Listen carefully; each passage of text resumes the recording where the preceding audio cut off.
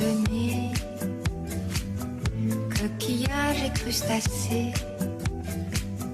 Qui l'eût cru déplore la perte de l'été, qui depuis s'en est allé. On a rangé les vacances dans des valises en carton. Une chanson que vous... C'est pas vous qui avez écrit la chanson? Non, c'est Jean-Max Rivière. Hein, vous Jean-Max auriez pu? Rivière. Mais c'est remixé, vous avez entendu, c'est remixé. C'est pour faire jeune, c'est moderne, là. Pas mal, non? Mais c'est magnifique. Et puis en plus, sûr. c'est chanté par une des plus grandes chanteuses et plus grandes actrices Du monde. du monde. On peut le dire. Une des plus grandes femmes du monde. Voilà, Comme c'est ça, juste. on va résumer ça. Avec Marisa Berenson. Et d'autres, plein d'autres. Et Michel Mercier, Elisabeth Taylor, et Isabelle Adjani, et voilà. C'est le quatuor magique d'Henri-Jean Voilà, Servat. voilà. Et le village de Saint-Tropez, à l'époque, a été construit autour d'Henri-Jean Servat. Après, bon, il y a eu des extensions, le port, etc.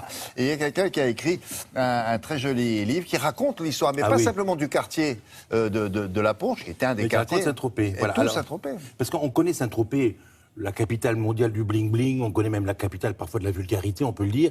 Mais à côté de ce Saint-Tropez, qui est le port, enfin qui est beaucoup d'endroits qu'on connaît, les cartes postales, il y a tout un Saint-Tropez qui existe depuis très longtemps, qui était le Saint-Tropez des peintres, le Saint-Tropez des écrivains, de Colette, de Paul Signac, bien évidemment, et qui était le Saint-Tropez des intellectuels qui sont venus, qui en ont fait leur patrie.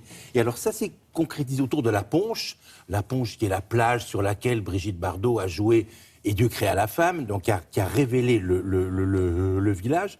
Et il y a quelqu'un qui était gosse, là, cœur tout blanc et griffes aux genoux. Elle s'appelait Simonette. Quoi, cœur tout blanc, quoi? Cœur tout blanc et griffes aux genoux, c'est-à-dire qu'elle était petite. Griffeuse aux genoux. Et griffes aux genoux. Griffes aux genoux. C'est du Barbara. Articulé. Alors, cœur tout blanc et griffes aux genoux. Ah, voilà, c'est la petite Simonette était gosse, là, gamine, et elle a vu arriver Sartre, elle a vu arriver, enfin, alors elle les cite, mais elle a vu arriver en plus Michel Morgan, elle a vu arriver Jacques Laurent, Annabelle et Bernard Buffet. Elle a tout vu quand elle était gamine, elle a tout avalé, elle a tout emmagasiné. Mais elle était tropézienne. Eh ben oui, parce que ses parents avaient un bar, le bar de la Ponche. Sa mère avait le bar de la Ponche et elle y était. C'était un bar de pêcheurs, c'était un bar de locaux, des gens qui habitaient là. Et alors elle l'a transformé depuis en hôtel 5 étoiles. S'il n'est pas le seul 5 étoiles de Saint-Tropez, il y a aussi le très beau hôtel, il y a le Sub, qui est un hôtel qui dure depuis très longtemps, puisque en 1900 on parlait du Sub. Il y a le fameux Aioli, dans lequel habitait l'équipe aussi des Dieux créa la femme, qui est devenu le Yaka. Maintenant il y a donc 3 hôtels beaux. Et cette petite gamine devenue grande, elle a porté des fougasses à Brigitte, elle le raconte. Elle a consigné par le menu toutes les histoires qui sont arrivées dans son hôtel. Ah ouais. Et comme l'hôtel est à la fois la maison de la culture, la maison de la poésie, la maison de la grâce à Saint-Tropez... Et puis, je dirais presque la maison des amis de Saint-Tropez, au voilà, fond, tout à les fait. purs et durs. Quoi. Tout le monde, voilà. Marisa nous parlait, il y a tourné il n'y a pas longtemps. Ah bon? Romy Schneider y habitait. Non, mais c'est un rendez-vous incontournable, parce que... Et alors, de toutes ces histoires, elle a fait un livre qui est un miracle, j'ai écrit joliment, c'est fait avec délicatesse. C'est un Saint-Tropez qu'on ne soupçonne absolument pas. La véritable histoire du village, elle est là, parce qu'on peut dire que la Ponche a créé Saint-Tropez. Et alors donc, nous allons y aller, et vous verrez pour une fois, pas de bateau, pas le quai d'honneur, pas la place Saint-Tropez, hors des sentiers battus et hors des cartes postales. Un vrai village français. Voilà, un vrai village, Alors, plein de grâce et d'esprit. Voilà.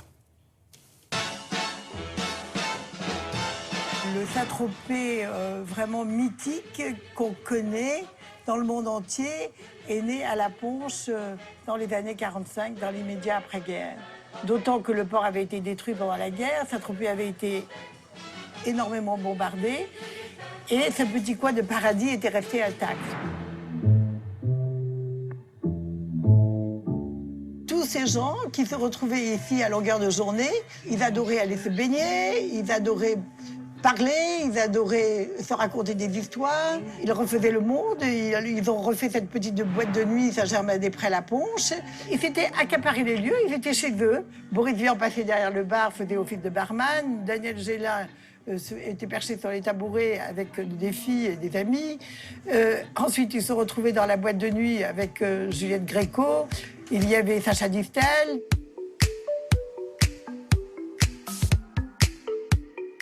Picasso adorait venir sur la place de la Ponche. Il se mettait à l'angle extrême pour avoir la plus grande vue sur la baie.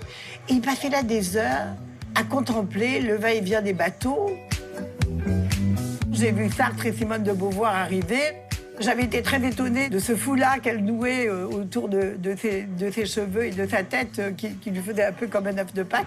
C'est Sartre avec ses énormes lunettes, très épaisse qui me faisait un peu peur. Et donc, il avait quitté Paris pour justement venir s'isoler de la capitale et travailler. Parce que apparemment, ici, il y a un pouvoir tellurique important qui permet de créer. Dans des valises en carton. Je suis devenue très très amie avec Françoise Sagan, qui a écrit ce merveilleux chapitre sur Saint-Tropez. Du soleil et des chansons. On y voit tout l'amour qu'elle a pour ce village. Brigitte est entrée dans mon champ de vision avec sa sœur Mijanou et ses parents. Quand ils arrivaient du Train Bleu, leur premier but, c'était de venir s'installer à la Ponche pour prendre un petit déjeuner. Donc j'ai connu Brigitte avant qu'elle ne devienne célèbre. Et ni elle ni moi ne pouvions soupçonner que quelques années après, elle allait tourner ce film juste sur la plage qui est en contrebas, qui allait la rendre célébrissime. Mais après le tournage du film, tout a été différent parce que Saint-Tropez a été connu du monde entier. J'ai gardé d'excellentes relations avec Brigitte, mais elle me dit, les amis, c'est comme les anges, on sait qu'ils existent, même si on ne les voit pas. Et ma maison. Et je me souviens également de Michel Galabru, qui était ici dans sa chambre avec son épouse. Les fenêtres étaient ouvertes, et donc les producteurs disaient, oui, alors pour ce film, on a trouvé Louis de Funès, qui nous coûte assez cher, mais alors maintenant, il faut trouver des ringards genre Galabru. Et il a entendu ça de sa chambre. Je me souviens également de Romy Schneider, qui avait fait donc de la Ponche sa maison. Elle y a passé quelques étés, et elle y a passé aussi des Noëls, où elle allait elle-même chercher le sapin de Noël qu'elle décorait pour ses deux enfants adorés. Je fais tout pour préserver ce lieu et la mémoire de ces gens qui ont fait la Ponche, puisque on peut dire que dans ce XXe siècle, tous les gens qui ont compté dans l'art, la littérature, la mode sont passés ici.